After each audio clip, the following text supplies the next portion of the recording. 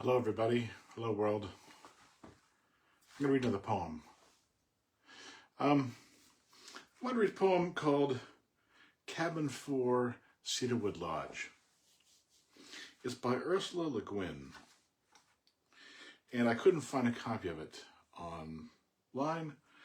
I have a copy of that poem in this anthology called What the River Brings, Oregon River Poems, edited by Catherine Rydell, or Rydell. Anyway, here's the poem by Ursula K. Cabin 4, Cedarwood Lodge. Leaves lie and lower in the air, yellow, and flutter to the water to vanish. Dry alders full of amber sunlight stir, and the cottonwoods flicker under the osprey's remembered heavy silent flying. Why am I heavy, so dry of heart, so silent? Where are my people? Do I cast a shadow? Am I banished from the spring? If I'm falling, let me cry aloud. If I fly, let me know my wings. I turn, and all the trees are massed in the reflecting glass door. Yellow, green, against black vacancy, stirring and trembling, and the river races through its own echoes. How low sun strikes green stream bank. Dark tree trunks, moss-blurred rocks, ferns, and the gleam of sweet detail across the incessant river movement. It matters.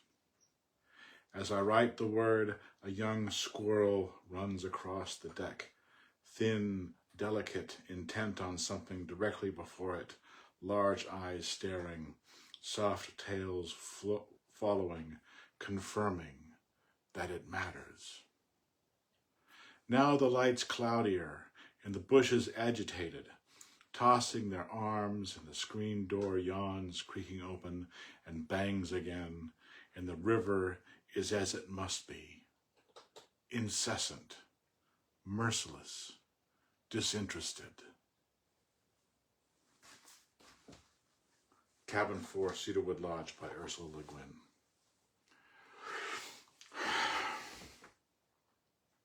This might be the most difficult one of these poems that I've done. I kept on reading into it and thinking, what am I getting myself into? Let's start here. Ursula K, a famous author of novels, short stories, and quite a poet as well. And so there's probably some paper or articles written about how those two writing styles inform each other. And so I'm not going to try to do that, but I did look to see if there was anything in this poem that was particularly prosy or poemy. Of course, it's all free verse. This is written in 3 stanzas. I think it's 3 stanzas.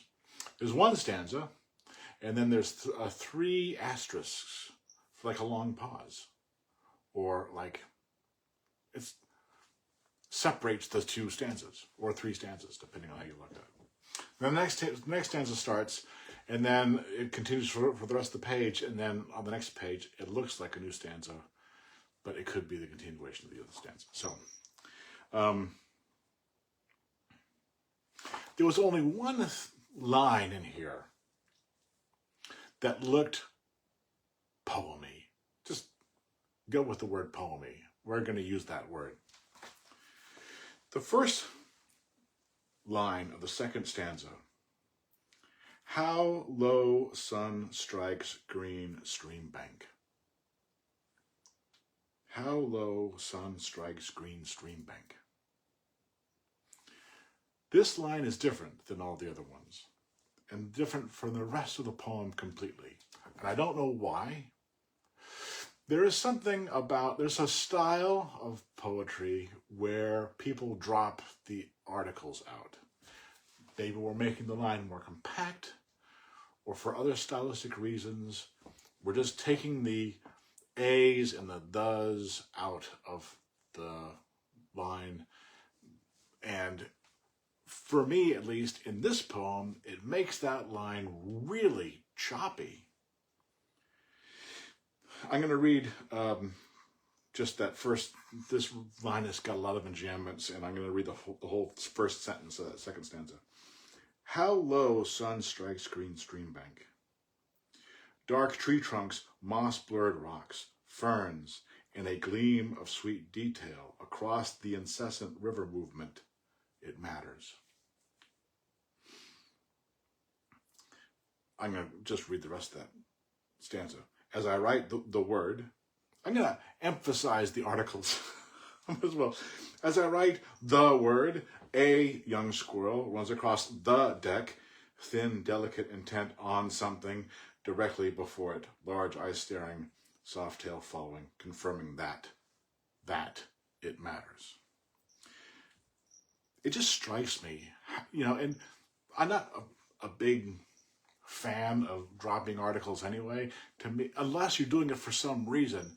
And she might be doing it for a reason, but I can't figure out what that reason is, at least not with certainty. That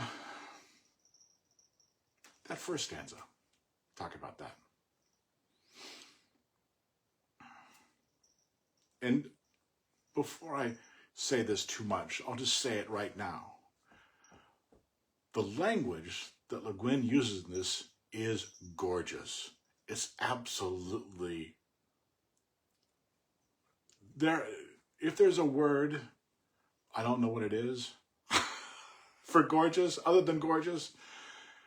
It's just rich and lush and full of images, and it makes me a little envious. But anyway, she has 4 questions and then 2 other statements that could be questions in the middle of this stanza.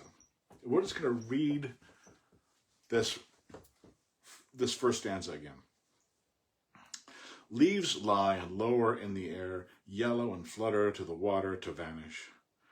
Dry alders full of amber sunlight stir, and the cottonwoods flicker under the osprey's remembered heavy silent flying. Why am I heavy, so dry of heart, so silent? Where are my people? Do I cast a shadow? Am I banished from the spring? And then 2 of the statements. If I'm falling, let me cry aloud. If I fly, let me know my wings. Okay. A lot of this poem leaves me with more questions. Even the questions asked leave me with more questions than answers. Let's start with this question. If I'm, am I banished from the spring? Am I banished from the spring? Is that spring like the season? Or spring like, because we're talking later on in this, a river, the starting point of the river? Who is asking this question? Who's asking these questions? Is it the same person? Is it different people? Or the sentence before it, it talks about dry alders and cottonwoods and ospreys. Is it one of those? I think it's probably at the end of the stanza, the poet inserts a subject. I turn, and all the trees are massed in the reflecting glass. And so I guess maybe the first 2 sentences are kind of like setting the stage or describing the scene about leaves, and they go to the water to vanish, and then the alders are full of sunlight and ospreys are flying. And then I are left with these questions. Okay. Why am I heavy, so dry of heart, so silent? Where are my people? Do I cast a shadow? In the woods, do I cast a shadow? I used to go camping in the redwoods. The answer is no. You don't cast a shadow in deep woods. You don't, because you're already in a shadow. So much in here, so rich. Yeah.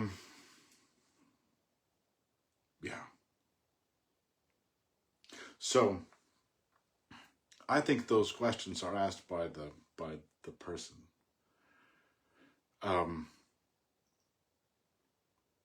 Second stanza.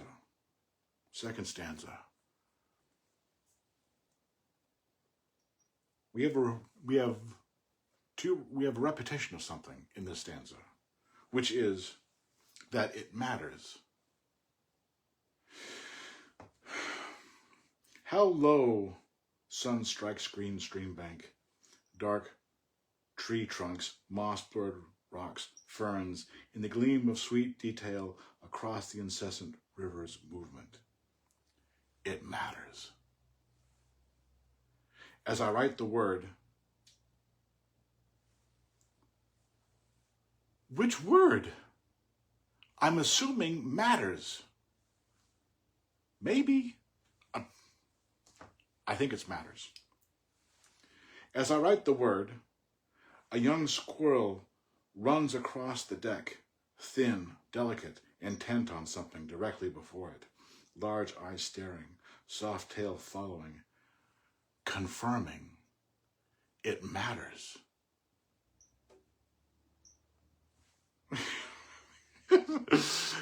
It matters. I don't know what. I don't know what matters. It could be, I'm going to go out on a limb here, that, and this could be the reason why we dropped all the articles off of this first line. It could be that this first line is the one that matters. Or it could be the questions in this previous. This, I think, is up to a range of, what matters, I think, is up to a range of possibilities, given the text. And I think that whatever you think matters, you'll have to be able to say why it matters within the context of what the Guin is doing. Amazing. There's two other repeated and connected images in this poem that show up in the first stanza that also show up in the second or last stanza. And that is the door and the river. I turn, this is the first stanza.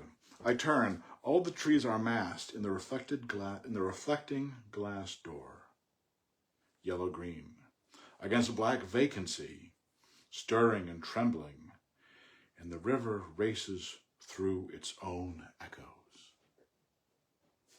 Again, gorgeous use of words.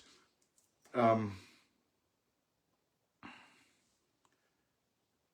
me, this one is a little bit easier to kind of like handle.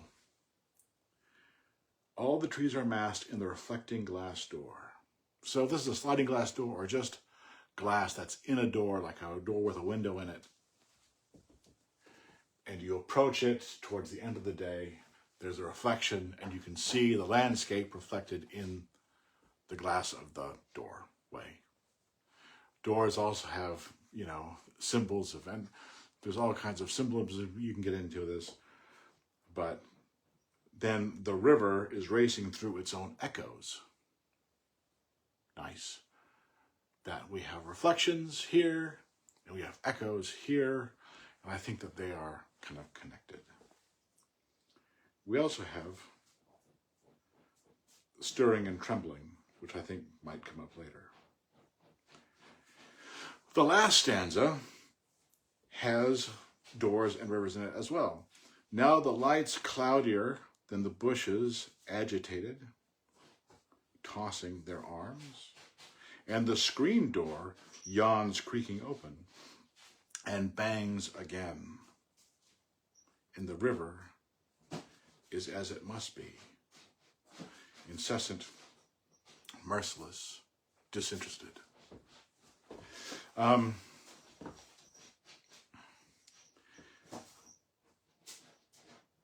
So again, we have trembling and stirring vegetation,